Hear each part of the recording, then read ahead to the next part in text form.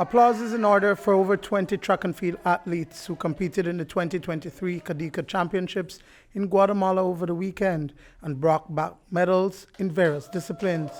It's an annual event that the Belize Athletics Association participates in, and according to President Jahid Smith, the U18 and U20 athletes always excel and do well. This is an event that we usually participate in every year.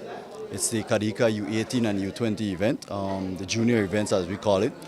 We usually do very good at this event because usually around this age we are very competitive with the other countries. It's usually when we hit to the seniors, then they kind of outshine us a little bit. But usually in the junior or raw talent, we stand up well with them. We brought back 17 medals, 7 golds, 8 silver and 2 bronze medals.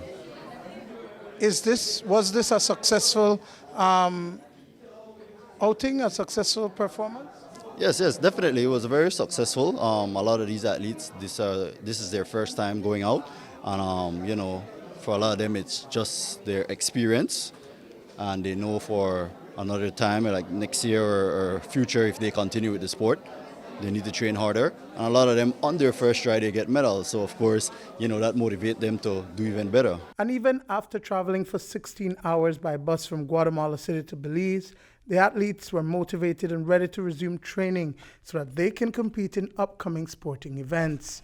Most of these athletes trained every day for 2 to 3 months, sometimes twice a day. It was my first time, so it was a bit rough, but when we got to the hotel and I started talking to my teammates, it got a little bit more smoother and I became less nervous. Before I started competing, before the race, I was nervous, was shaking, but when I was doing the race, I became less nervous and I became more confident, and that pushed me forward to came in 4th, 1st, and 5th. Kimar Wagner won a silver medal in the U18 400 meter and a bronze medal in the medley relay. It was very challenging.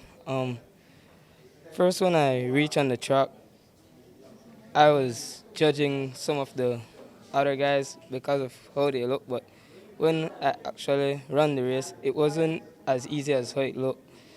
And with this second and this third, this gave me a reason that I need to train harder and push more, so when I go again, it's to come back with the gold one around my neck. It really took all my strength and power to do shot put, because shot put is not really easy, it's not really sport. It took all your strength to do it, and yeah.